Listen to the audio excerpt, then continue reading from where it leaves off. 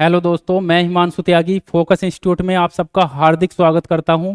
और आज मैं आपके सामने लेकर आया हूं बीएड वर्सेस बीटीसी का जो विवाद है। बीएड और बीटीसी का जो विवाद है, इस सब से आप भली भांति परिचित हैं। पूरे देश के अंदर बीएड और बीटीसी का विवाद आज की डेट में अपने चरमोत्कर्ष पर है। और क्या है बीएड और बीटीसी का विवाद, सभी जानते हैं। मैं शॉर्ट में एक बार दोबारा बता दूं कि बीटीसी और बीएड का जो विवाद चल रहा है, एनसीटीई के द्वारा जो 2018 में एक राजपत्र जारी करा गया और उस राजपत्र में बीएड वालों को पीआरटी में भाग लेने के लिए योग्य बना दिया गया।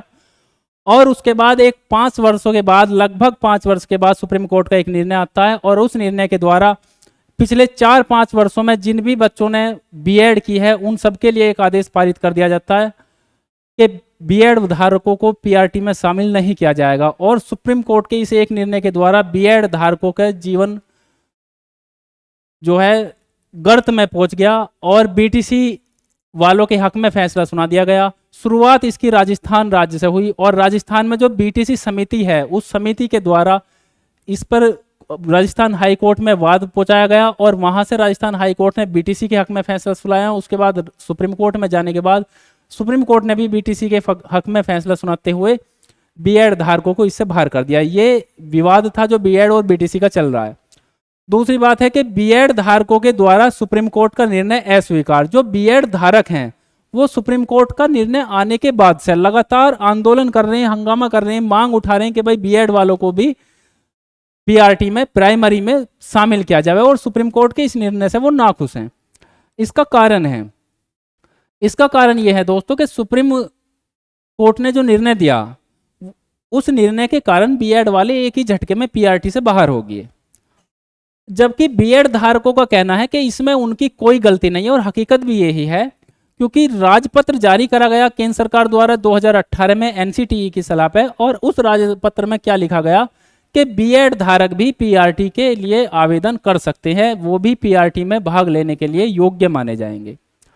अब कुछ बच्चे ऐसे हैं जिनका टीजीटी का कॉम्बिनेशन नहीं मिल रहा बीएड के लिए। अब मान के चलो कुछ बच्चे ऐसे हैं जिनका टीजीटी का कॉम्बिनेशन बन रहा है, मान लो मैथ से बन रहा है, फिजिक्स से बन रहा है, या केमिस्ट्री से बन रहा है, या हिंदी से बन रहा है, या इंग्लिश से बन रहा है, या और दूसरे विषय हो सकते हैं। तो उनके लिए तो एक दूसरा ऑप्शन है, चलो पीआरटी नहीं देने के तो टीजीटी देंगे। और जूनियर में भर्ती आती नहीं है। अब कुछ बच्चे ऐसे हैं जिनका विचार बीटीसी करने का था। जब राजपत्र जारी करा गया 2018 में तो उन बच्चों ने भी सोचा कि भाई चलो अब तो बीएड शामिल हो ही गया है पीआरटी में, तो बीटीसी के स्थान पे हम क्यों ना बीएड ही कर लें। अब उन बच्चों ने बीएड कर लिया। 4 वर्षों तक पता नहीं कितने लाख बच्चों ने बीएड करा और सुप्रीम कोर्ट का एक निर्णय आता है और एक ही झटके में उन बच्चों को बाहर कर दिया जाता है। वे बच्चे जिनका टीजीटी का भी ऑप्शन जिनके पास नहीं है, और जूनियर में आप सबको पता है कि वैकेंसी आती नहीं है, प्राइमरी वालों को प्रमोट करके जूनियर में भेज दिया जाता है, तो उन बच्चों के पास तो कोई विकल्प ही नहीं रहा। पता नहीं कैसे कैसे माँ बाप ने बच्चों को बीएड कराया और सुप्रीम कोर्ट के एक ही निर्णय ने उनका जीवन गर्त में डाल दिया। उनका भविष्य इस समय अंधकार में है। इस कारण बीएड धारकों के द्वारा सुप्रीम कोर्ट का निर्णय अस्वीकार कर दिया गया और पूरे देश भर में इसके लिए मांग भी उठ रही है। इसके बाद अगला हमारा विषय है दोस्तों, इस प्रकरण में दोषी कौन है। क्या बच्चे दोषी हैं, क्या सर्वोच्च न्यायालय के द्वारा कोई निर्णय करने में त्रुटि रही है, या केंद्र सरकार या एनसीटीई को दोषी माना जावे। अब देखो, बच्चे अगर दोषी हैं तो उन बच्चों ने बीटीसी के स्थान पे बीएड कर लिया, मान लो उच्च गुणवत्तापूर्ण शिक्षा उन्होंने प्राप्त कर ली। शिक्षा प्राप्त करना तो कोई दोष नहीं है, कोई अपराध नहीं बच्चों का। सुप्रीम कोर्ट को अगर हम दोषी ठहराएं तो सुप्रीम कोर्ट अपनी इच्छा के आधार पर, या कोई भी कोर्ट, हाई कोर्ट हो या सेशन कोर्ट हो, किसी भी वाद के संबंध में अपने इच्छा के आधार पर कोई निर्णय नहीं करता, बल्कि जो साक्ष्य वहां प्रस्तुत किए जाते हैं वे बाध्य होते हैं उन साक्ष्य के आधार पर निर्णय देने में। सुप्रीम कोर्ट के इस निर्णय का, या कोई भी निर्णय हो किसी भी कोर्ट का, हम सम्मान करते हैं, बल्कि भारत के सभी नागरिक सम्मान करते हैं। तो यहां दोषी अगर देखते हैं तो जो केंद्र सरकार और एनसीटीई के द्वारा राजपत्र जारी करा गया, अगर दोषी हैं तो एनसीटीई के वे अधिकारी दोषी हैं जिन्होंने वो सलाह दी केंद्र सरकार को और उस सलाह के आधार पर बीएड वालों को भर्ती करा गया। अगर उस समय ये कंडीशन सही थी तो आज गलत क्यों ठहरा दी गई, या एनसीटीई आज क्यों नहीं इन बच्चों के पक्ष में खड़ा हो रहा, और अगर गलत था तो उस समय क्यों इसे एलिजिबल कर दिया गया। एनसीटीई की गलती बच्चे क्यों भुगते। अगर एनसीटीई राजपत्र जारी ना करता तो उन 4 सालों में बच्चे जिन्होंने बीएड करा पीआरटी के लिए, वो शायद बीएड ना करके बीटीसी कर लेते। दूसरी बात है कि अब गलती का समाधान क्या है। देखो, सभी जो बच्चे हैं वे दो गुट में विभाजित हो चुके सुप्रीम कोर्ट के निर्णय के बाद। कुछ बच्चे बीटीसी के गुट में आ गए जिन्होंने, जो बीटीसी धारक हैं, कुछ बच्चे बीएड गुट में आ गए जो बीएड धारक हैं। अब देखो, पिछले 5 साल से ये बात चलती आ रही है, और कुछ बच्चे ऐसे भी हैं जिन्होंने बीएड करा और बाद में फिर बीटीसी भी कर ली। तो ये एक तरह से सीट का भी मिसयूज है, क्योंकि जो बच्चा पहले बीएड कर चुका वो दूसरी डिग्री भी कर रहा है, बीटीसी भी कर रहा है। पैसे का भी वेस्टेज है, एक आम नागरिक के पास एक डिग्री करने का ही पता नहीं कैसे कैसे पैसा होता है, और ये पैसे का भी वेस्टेज है और बच्चे के समय का भी वेस्टेज है, उसकी ऊर्जा का भी वेस्टेज है। गलती का समाधान ये है कि सभी बच्चों को ये समझना होगा कि बीटीसी या बीएड के विवाद में ना पड़ के बीटीसी वालों को भी ये स्वीकार करना चाहिए कि बीएड वालों को भी पीआरटी में शामिल करा जा, और बीएड वालों को ये चीज़ स्वीकार कर लेनी चाहिए कि बीटीसी वालों को पीआरटी के साथ साथ जूनियर में भी एलिजिबल करा जा, और दोनों पक्ष के बच्चों को आपस में एक दूसरे का विरोध या प्रत्यारोप, दोष प्रत्यारोप करने के बजाय एक होकर और गवर्नमेंट से वैकेंसी की मांग करनी चाहिए।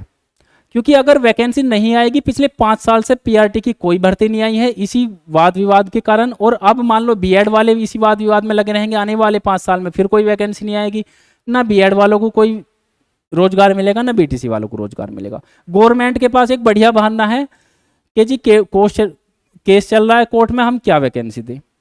आप देख रहे हो कि पिछली बार भी यूपी टेट नहीं हुआ 2022 में, और 23 में भी कोई संभावना नजर नहीं आ रही यूपी टेट की।